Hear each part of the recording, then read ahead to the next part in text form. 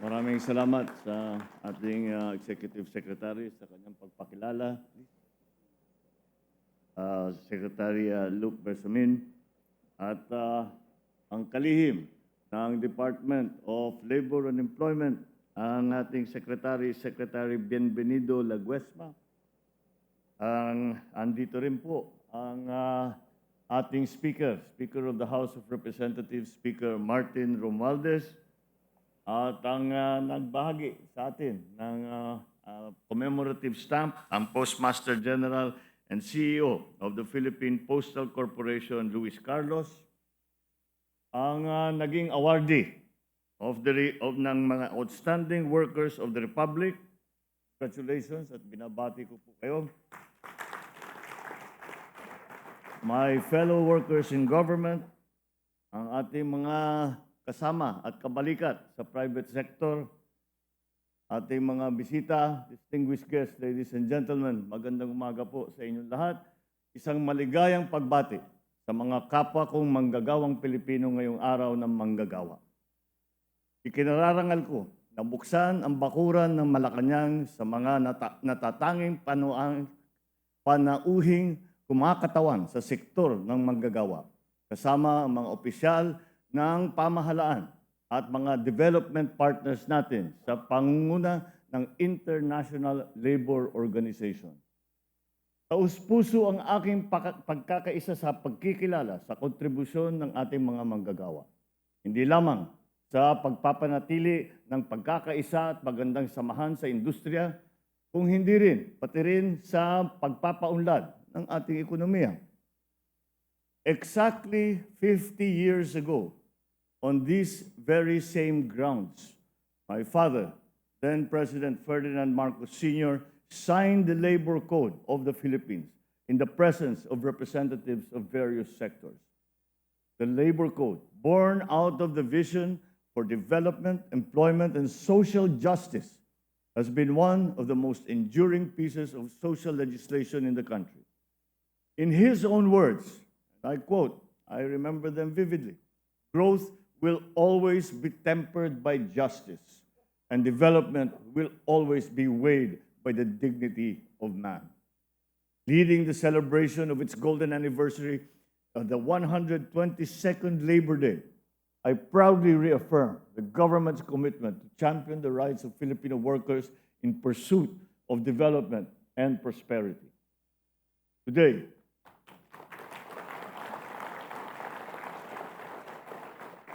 Today, we stand in awe of the remarkable contributions of Filipino workers here in the country and also abroad. I offer them our gratitude and recognition as beacons of hope, as important pillars of our country's foundation. It has been their dedication and tireless pursuit of a better life for their loved ones which fuel the engine of progress in our nation.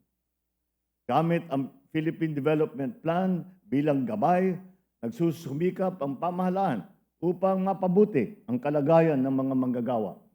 Mapatatag ang ekonomiya, lumikha ang mga karagdagang trabaho at masugpo ang kahirapan sa bansa. My fellow workers, we aim not just for job growth, but for quality and green jobs that are aligned with our vision for a sustainable human capital-centered economy. The Labor and Employment Plan for 2023 to 2028, which I approved last August, supports these goals through strategies that achieve decent work for all and inclusive social protection. Last September, I also signed the Trabaho para sa Bayan Act to bolster our jobs creation efforts, which help address various challenges like jobs, skills, mismatch, underemployment, and youth employment. In addition, we shall also continue to invest in upskilling and reskilling our workers in partnership with the private sector. I have directed DOLE to prioritize addressing underemployment by promoting training in skills that the local and international labor markets need and ensure that there is placement for those who are going to be trained. Through the TESDA, more than 2 million Filipinos have graduated from technical and vocational training courses, and over 1 million have been certified since we came into office. we are very serious about enhancing the skills of all Filipino workers, marking them job-ready for the technical and digital jobs that will be opened through the investments that we have secured. In 2023 alone, our investment promotion agencies approved almost 1.7 trillion pesos in investments in various sectors. These investments are expected to create almost 108,000 jobs for our people in that year alone. Kasama po dito ang mga investors na nahikayat natin sa mga pagpupulong sa ibang bansa. Sa ngayon, 8 proyekto ang umaarangkada ang negosyo dito sa Pilipinas. Mayroon din 21 na negosyanteng nahikayat natin na ngayon ay nagpaparehistro na para makapagsimula ng pamumunuhan sa bansa. Sila ay kabilang sa halos 200 na proyekto na kasalukuyang inaabangan ng DTI na nakakahalagang 4 na trilyong piso. Ang ating Build Better More Infrastructure Program ay inaasahan din na magpapaigting at pag-angat sa ekonomiya. Kasunod dito ang pag-angat sa kalidad at kakayahan ng ating mga manggagawa. In this administration, we continue to prioritize the protection of our workers, guided by international labor standards as found in the International Labor Organization Conventions. This is why in February of 2024, the Philippines deposited the instrument of ratification of the Violence and Harassment Convention number 190 with the ILO. And the Philippines became the 38th country in the world and the first in ASEAN to ratify Convention number 190. This affirms the fundamental right of individuals to a workplace that is free from violence and harassment. Dagdag pa rito, noong nakaraang taon, ating linagdaan ang Executive Order number 23 upang pagtibayin ang karapatan ng mga manggagawa na mag-organisa. Itong nakaraang Biyernes ay naaprubahan na ang joint guidelines upang maitupad ito na maayos. Sa ating mga overseas Filipino workers, alam ko po na daman-daman ninyo ang pagkalingan ng Department of Migrant Workers sa ilalim na mapayapang Secretary Tuts Ople at ng bagong kalihim na si Hans Kakdak. Without a doubt, OFWs have had a significant role in our nation's prosperity. It exemplifies the best of what the Philippines can offer the world. We continue to assure our OFWs that within our bagong Pilipinas, this administration will never cease to provide protection, growth, and development for themselves and for their families. So on this Labor Day, I tasked the DMW with these simple but crucial objectives. First, strengthen protection of OFWs by making sure that government will be there during their hour of need.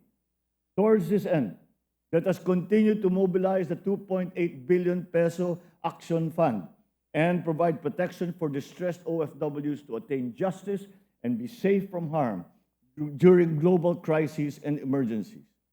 Let us also likewise provide forms of assistance to OFWs requiring welfare, repatriation, and reintegration services. Second, let us strengthen our efforts on labor diplomacy at the bilateral and multilateral levels and realize our shared responsibility with host countries to ensure safe and ethical recruitment processes and just and humane conditions for our OFW. Third, let us empower our OFWs as our partners in nation building.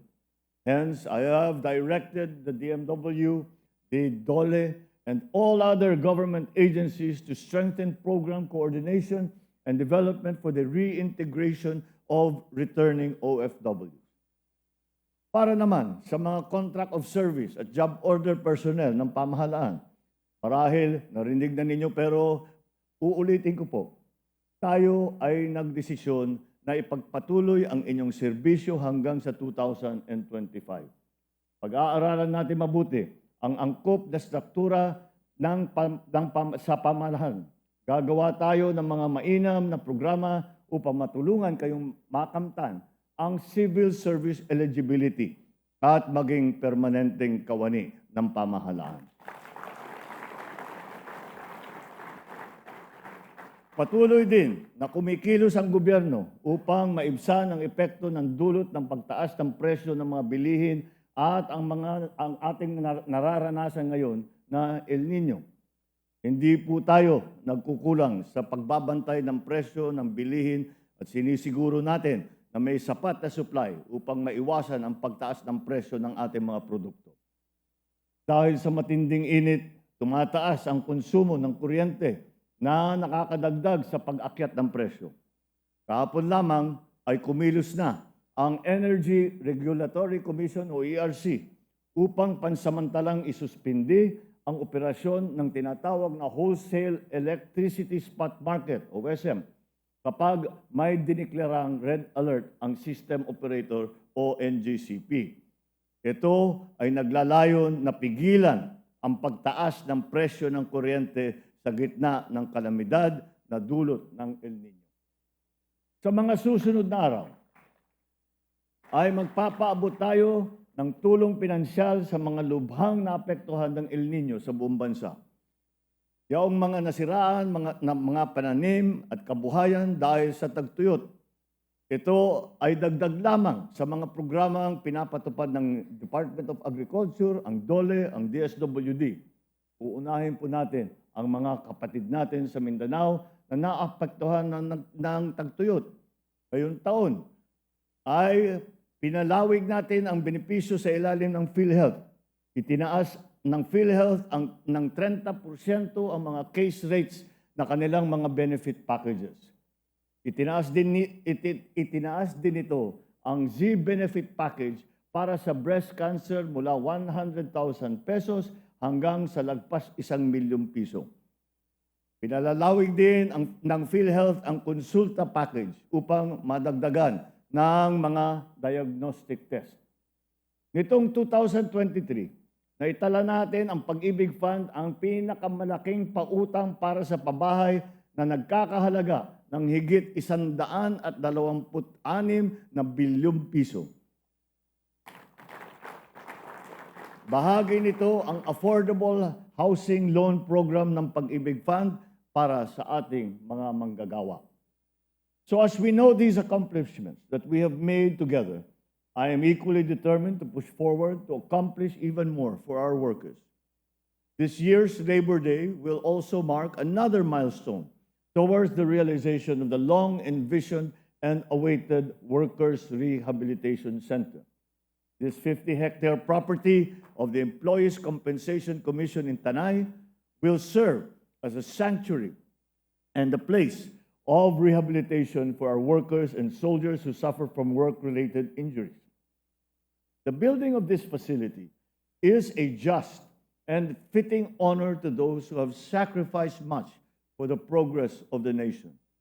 Today, we also recognize exemplary workers who have exhibited outstanding performance and have given significant contribution in their fields. In partnership with the Rotary Club of Manila and the People Management Association of the Philippines, the Department of Labor and Employment led the announcement of the winners of the Outstanding Workers of the Republic or the Tower Awards. Congratulations, palakpakan po natin ang ating mga awardee. Allow me to extend my sincerest congratulations to the awardees and their families. Your hard work and contribution to our labor force and nation building inspires us all to double our efforts to realize our collective goals. So as we honor our workers today, activities in key areas have also been lined up to bring assistance to thousands of beneficiaries nationwide. As I speak, the TUPAD cash assistance and livelihood benefits are being distributed to hundreds of thousands of workers, while Kadiwa centers will continue to cater to farmers, workers' associations, and consumers alike to buy and sell basic goods at lower prices. Sa ating masugid na pagpapatupad ng Philippine Development Plan, maiaahon natin ang Pilipino mula sa kahirapan at maiaangat ang antas ng kanilang pamumuhay. As President, I call on the regional tripartite wage and productivity boards to initiate a timely review of the minimum wage rates in their respective regions with due consideration to the impact of inflation, amongst others, within 60 days prior to the anniversary of their latest wage order. I call on the National Wages and Productivity Commission to review its rules to ensure that the boards are able to maintain a regular and predictable schedule of wage review, issuance, and effectivity to reduce uncertainty and enhance fairness for all stakeholders. I call on Congress to pass laws that will support the attainment of our jobs creation agenda, including the Enterprise-Based Education and Training Program Law, the Revised Apprenticeship Program Act, and the Create More Law, or the Law on Corporate Recovery and Tax Incentives for Enterprises to maximize opportunities for reinvigorating the economy. Sa lahat ng mga manggagawang Pilipino, muli ako'y nagpapasalamat sa inyo. Kayo, ang puso at kaluluwa ng ating lakas paggawa, ang nagsusulong ng ating tagumpay at ang dahilan kung bakit patuloy tayong nangangarap para sa isang mas maliwanag na bukas. Kayo, ang muka ng bagong Pilipinas, magagaling, masisipag at punong-puno ng dedikasyon, kaya't nararapat lamang na bigyan ng dangal, respeto at paghahanga. Masa po kayo na ang mga manggagawang Pilipino sa loob o sa labas man ng bansa ay patuloy na aalagaan ng pamahalaan. Ang kanilang mga karapatan at kapakanan ay tiyak at tunay na tinututukan ng kinauukulan. Maraming salamat po sa inyong lahat. Isang makabuluhang paggunita sa araw ng paggawa. Mabuhay ang bawat manggagawang Pilipino. Maraming salamat po.